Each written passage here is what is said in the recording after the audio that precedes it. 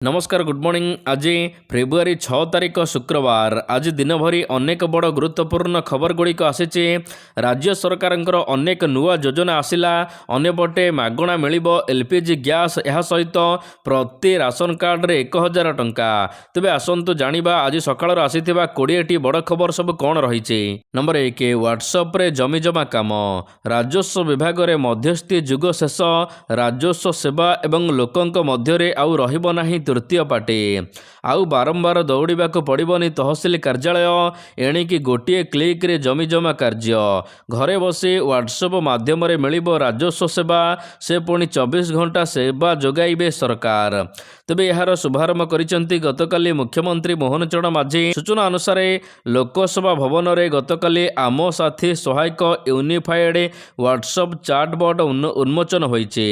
यार अर्थ आज व्हाट्सएप रे मेसेज जरिया आपण को राजस्व सेवा मिलिबो। तेबे एही नंबर रे जोगाजोग कले एणिके 170 रु अधिक सरकारी सेवा मिलिबो। नंबर 2, संशोधन हेबो 7 जिलार इंग्राजी नाम।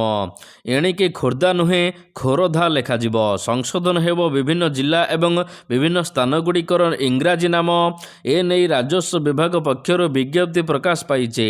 7 जिलार इंग्राजी बनान को संशोधन करा जिवो। ओडिया नाम अनुसार इंग्राजी स्पेलिंग रहिबो।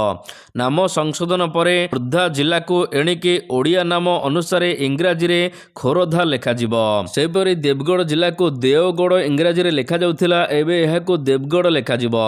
केन्द्रापड़ा को केन्द्रापरा लेखा जाउथिला, एबे एहा को केन्द्रापड़ा लेखा जिवो। एही परि 7टी जिलार नाम परिवर्तन हेबा सहित 11 जिलार 24टी स्थानर इंग्राजी नाम संशोधन करा जाउछि।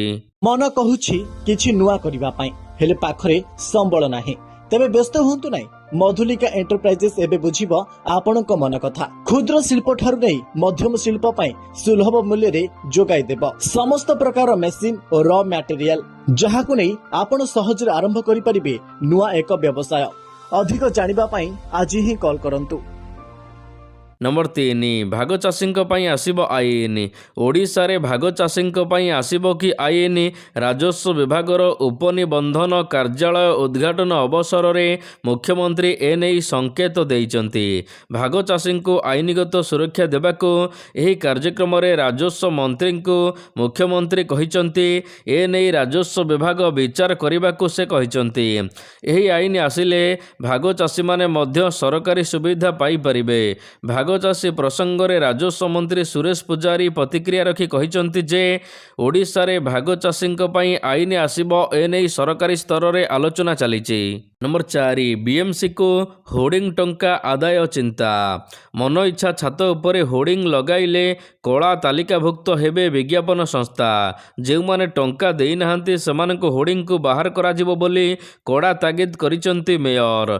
नुआ वर्ष आरंभरू एहाको जोरदार करा जिवो बोली कुहा जाइथिला, हेले वर्तमान सुधा सेभली किछि कार्यानुष्ठान नजर आसुनी। तेबे विज्ञापन संस्था प्रति एभली अनुकंपा काहीकि, ताकू नै उठिछि प्रश्न। पुराणा वर्ष शेष बेलू एभली किछि कड़ा चेतावनी देइथिले बीएमसी मेयर। बीएमसी मेयर सूचना मुताबक प्राय 25 रु अधिक विज्ञापन संस्था उपरे 39 कोटी टंका बकेया रही।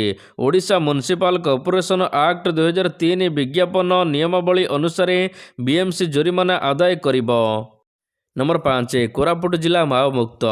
कोरापुट जिला एबे हेला माओ मुक्त।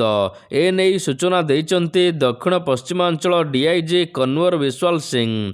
कोरापुट पुलिस मुख्यालय रे डीआईजी निकट में गतकाली आत्मसमर्पण करिसंती माओ नेत्री ममता पड़ियामी। से छत्तीसगढ़ बीजापुर डिविजन रे काम करुथिले। ममता पड़ियामी बंधुक सहित आत्मसमर्पण करिसंती। तांकोठारू टिफिन बोमा सहित अफुटा गुली अन्यान्य सामग्री जबत करा जाइछि। माओवादी को मुख्य स्रोत रे सामिल करने को सरकार सबुबले कही आसुचंती। तेबे एबे माओवादी माने मुख्य स्रोत रे सामिल हेबा सहित कोरापुट जिला एबे माओ मुक्त भाव में घोषणा करा जाइछि। ନମ୍ବର 6 9 ତାରିଖରୁ ଜନ ଅଭିଯୋଗ ଶୁଣାଣି। ଆସନ୍ତା ସୋମବାର ଫେବୃଆରୀ 9 ତାରିଖରେ ମୁଖ୍ୟମନ୍ତ୍ରୀଙ୍କ ଜନ ଅଭିଯୋଗ ଶୁଣାଣି ଅନୁଷ୍ଠିତ ହେବ। ମାନ୍ୟବର ମୁଖ୍ୟମନ୍ତ୍ରୀ ପୂର୍ବାହ୍ନ 10 ଘଟିକାରୁ ୟୁନିଟ୍ 2 ଅଶୋକ ନଗର ଭୁବନେଶ୍ୱର ସ୍ଥିତ ପୂର୍ବତନ ପ୍ରାଥମିକ ବିଦ୍ୟାଳୟରେ ଜନସାଧାରଣମାନଙ୍କର ବିଭିନ୍ନ ଅଭିଯୋଗ ଶୁଣାଣି କରିବେ। ଏହି ଅଭିଯୋଗ ଶୁଣାଣି ପାଇଁ ଅନଲାଇନ୍ ପଞ୍ଜୀକରଣ ଫେବୃଆରୀ 6 ତାରିଖ ଦିବା 11ଟା ଠାରୁ ଆରମ୍ଭ ହୋଇ ସର୍ବାଧିକ 1000 ଜଣ ପଞ୍ଜୀକରଣ କରିପାରିବେ। ଏଥିପାଇଁ ଆଗ୍ରହୀ ଜନସାଧାରଣମାନେ ଜନଶୁଣାଣି ପୋର୍ଟାଲ ଅଥବା ଜନଶୁଣାଣି ମୋବାଇଲ ଆପ୍ଲିକେସନ ମାଧ୍ୟମରେ ମୁଖ୍ୟମନ୍ତ୍ରୀଙ୍କୁ ସାକ୍ଷାତ କରିବାକୁ ପଞ୍ଜୀକରଣ କରିପାରିବେ। ନମ୍ବର 7 ବଜେଟ୍ ପୂର୍ବରୁ ବଡ଼ ଆଲୋଚନା। ଆସନ୍ତା ଫେବୃଆରୀ 20 ତାରିଖରେ ବିଧାନସଭାରେ ରାଜ୍ୟ ବଜେଟ୍ ଉପସ୍ଥାପନ ହେବ। ଗତକାଲି ବସିଥିବା ପ୍ରାକ୍ ବଜେଟ୍ ବୈଠକରେ 19 ଜଣ ବ୍ୟକ୍ତି ବିଶେଷ ସୁଚିନ୍ତିତ ମତାମତ ଦେଇଛନ୍ତି। କେବଳ ଏତିକି ନୁହେଁ, ଓଡ଼ିଶାବାସୀଙ୍କଠାରୁ ରାୟ ଲୋଡ଼ିଛନ୍ତି ରାଜ୍ୟ ସରକାର। ଜନସାଧାରଣ ମଧ୍ୟ ସୋସିଆଲ ମିଡ଼ିଆରେ ସେମାନଙ୍କର ଗୁରୁତ୍ୱପୂର୍ଣ୍ଣ ରାୟ ଦେଇପାରିବେ। ପାଖାପାଖି 2000ରୁ ଅଧିକ ପରାମର୍ଶ ମଧ୍ୟ ମିଳିଥିବା ପ୍ରକାଶ କରିଛନ୍ତି ମୁଖ୍ୟ ଶାସନ ସଚିବ ଅନୁ ଗର୍ଗ। ନମ୍ବର 8 ଏପ୍ରିଲ 1ରୁ ଓଡ଼ିଆ ପକ୍ଷ। ଓଡ଼ିଶା ସରକାରଙ୍କର ଓଡ଼ିଆ ଭାଷା ସାହିତ୍ୟ ଓ ସଂସ୍କୃତି ବିଭାଗ ଆନୁକୂଲ୍ୟରେ ସାରା ରାଜ୍ୟରେ ପାଳନ କରାଯିବ ଓଡ଼ିଆ ପକ୍ଷ। ଏପ୍ରିଲ 1 ତାରିଖ ତଥା ଓଡ଼ିଶା ଦିବସରୁ ଏହା ଆରମ୍ଭ ହେବ। ଏପ୍ରିଲ 14 ତାରିଖ ଓଡ଼ିଆ ନବବର୍ଷ ପର୍ଯ୍ୟନ୍ତ ଓଡ଼ିଆ ପକ୍ଷ ପାଳନ କରାଯିବ। ଗତବର୍ଷ ପ୍ରଥମ ଥର ପାଇଁ ସାରା ରାଜ୍ୟରେ ଓଡ଼ିଆ ପକ୍ଷ ପାଳନ କରାଯାଇଥିଲା। ଚଳିତ ବର୍ଷ ପାଇଁ ସଂସ୍କୃତି ମନ୍ତ୍ରୀ ସୂର୍ଯ୍ୟବଂଶୀ ସୁରଜଙ୍କ ଅଧ୍ୟକ୍ଷତାରେ ପ୍ରସ୍ତୁତି ବୈଠକ କରାଯାଇଛି। ଓଡ଼ିଆ ପକ୍ଷ ପାଳନ ସମୟରେ ଅନୁଷ୍ଠିତ ହେବାକୁ ଥିବା ବିଭିନ୍ନ କାର୍ଯ୍ୟକ୍ରମକୁ ତୃଣମୂଳ ସ୍ତରରେ ଆୟୋଜନ କରାଯିବ ଏବଂ ଏଥିରେ ସମସ୍ତ ଜନସାଧାରଣମାନଙ୍କର ଅଂଶୀଦାରକୁ ସୁଚିନ୍ତିତ କରାଯିବା ଉପରେ ସଂସ୍କୃତି ମନ୍ତ୍ରୀ ସୂର୍ଯ୍ୟବଂଶୀ ସୁରଜ ଗୁରୁତ୍ୱାରୋପ କରିଛନ୍ତି। ନମ୍ବର 9 4 କୋଟିରୁ ଅଧିକ ବ୍ୟବସାୟ। ଉଦ୍ଯାପିତ ହୋଇଛି ରାଜ୍ୟସ୍ତରୀୟ ଆଦିବାସୀ ମେଳା 2026। ଭୁବନେଶ୍ୱର ୟୁନିଟ୍ 1 ସ୍ଥିତ ଆଦିବାସୀ ପଡ଼ିଆରେ ଗତ 11 ଦିନ ଧରି ଚାଲିଥିବା ମେଳା ଗତକାଲି ଶେଷ ହୋଇଛି। ଉଦ୍ଯାପନୀ ସନ୍ଧ୍ୟାରେ ମୁଖ୍ୟ ଅତିଥି ଭାବରେ ଯୋଗଦେଇ ମନ୍ତ୍ରୀ ନିତ୍ୟାନନ୍ଦ ଗଣ୍ଡ ମେଳାର ସଫଳ ଆୟୋଜନ ବିଷୟରେ ସୂଚନା ଦେଇଛନ୍ତି। ତେବେ ସେ କହିଛନ୍ତି, ଚଳିତ ବର୍ଷ ଏହି ମେଳାରେ 4 କୋଟିରୁ ଅଧିକ ଟଙ୍କା ବ୍ୟବସାୟ ହୋଇଛି। 4 କୋଟି 22 ଲକ୍ଷ ବ୍ୟବସାୟ ହୋଇଛି। ନମ୍ବର 10 ଫେବୃଆରୀ 14ରୁ ତୋଷାଳୀ ମେଳା। 20ତମ ତୋଷାଳୀ ସ୍ୱଦେଶୀ ମେଳା ଉପଲକ୍ଷେ ସ୍ଥାନୀୟ ଏକାମ୍ର ହାଟଠାରୁ ପ୍ରଚାର ରଥ ଗଡ଼ିଛି। ଏହି କାର୍ଯ୍ୟକ୍ରମରେ ଶିଳ୍ପ ଏବଂ ବୟନଶିଳ୍ପ ମନ୍ତ୍ରୀ ପ୍ରଦୀପ ବଳ ସାମନ୍ତରାୟ ମୁଖ୍ୟ ଅତିଥି ଭାବରେ ଯୋଗଦେଇ ଏହାର ଶୁଭାରମ୍ଭ କରିଛନ୍ତି। ଏହି ପ୍ରଚାର ରଥ କଟକ, ଭୁବନେଶ୍ୱର, ପୁରୀ, ସମ୍ବଲପୁର, ବ୍ରହ୍ମପୁର ପ୍ରମୁଖ ସହର ପରିକ୍ରମା କରିବ।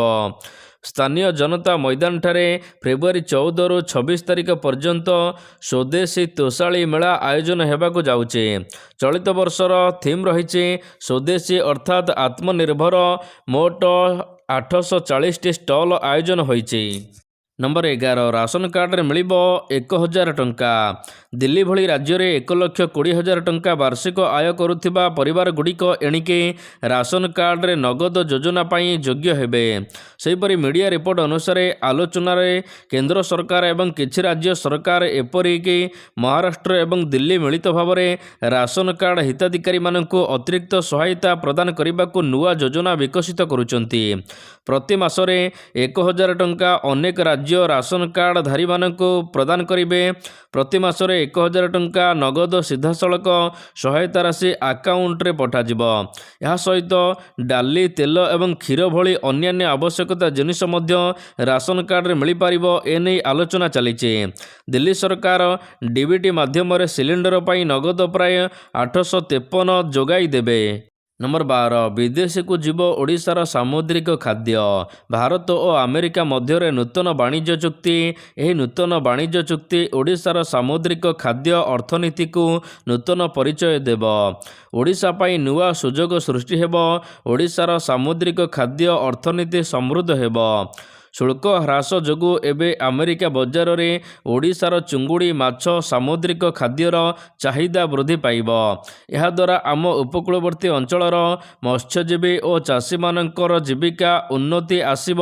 ଆୟ ବଢ଼ିବା ସହିତ ଓଡ଼ିଶା ଏବେ ବାହାରକୁ ପଠାଇ ପାରିବ ସାମୁଦ୍ରିକ ଖାଦ୍ୟ। 13 ଆଇଏଏସ୍ ସ୍ତରରେ ବଡ଼ ଧରଣର ଅଦଳ ବଦଳ।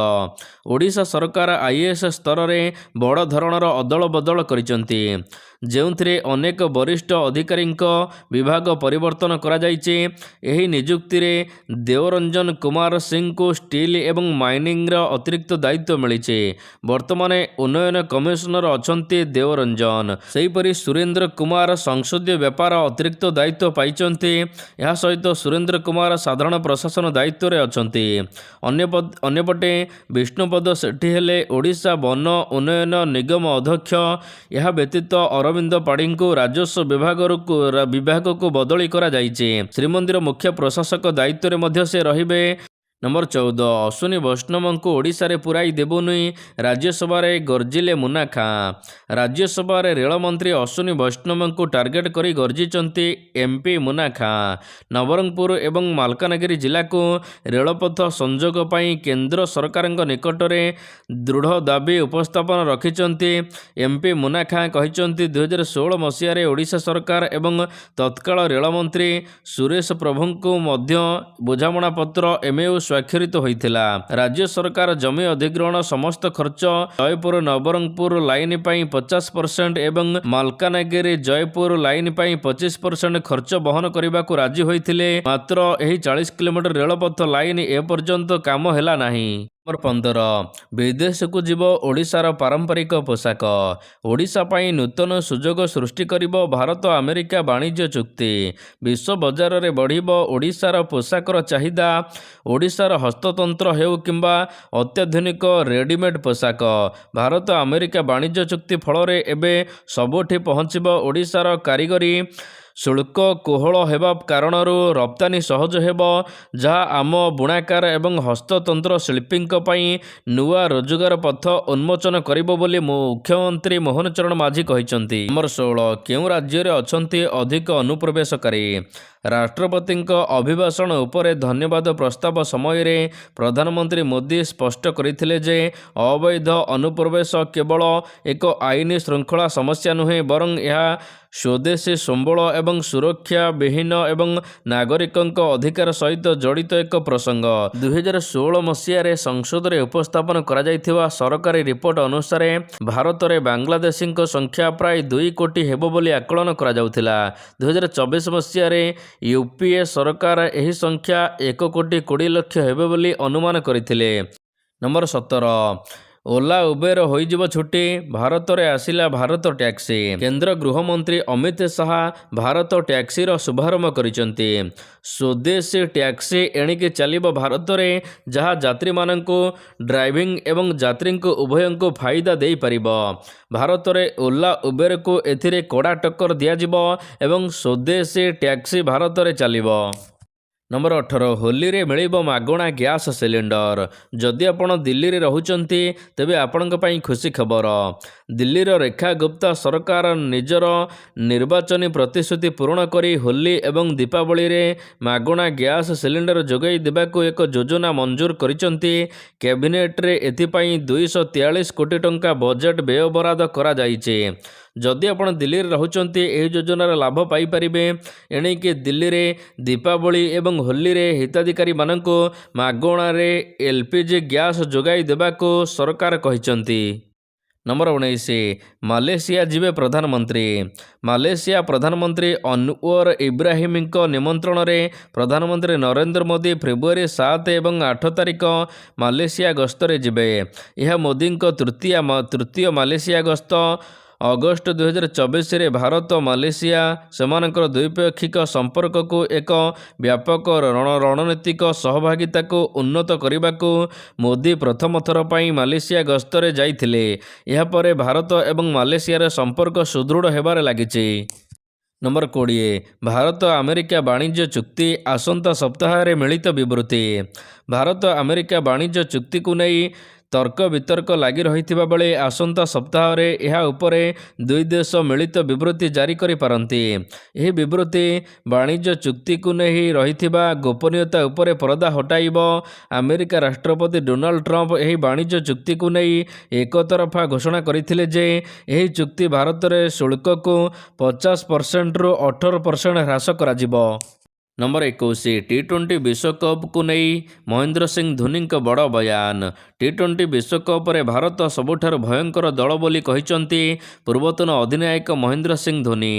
अंतर्जातीय क्रिकेटर संन्यास नेबा परठारु से गणमाध्यम सामना करी नाहंती किंबा भारतीय दल संपर्क में किछि मत रखी नाहंती, किंतु एक कार्यक्रम रे जोग देई आगामी विश्वकप रे भारतीय दलर प्रदर्शन को निजर मतरे रखिचंती कि से कहिचंती डिफेंडिंग चैंपियन भारत और श्रीलंका मिलित भाव में विश्वकप आयोजन करुचंती, किंतु भारतीय दल यह विश्वकप रे सबुठारु भयंकर दल।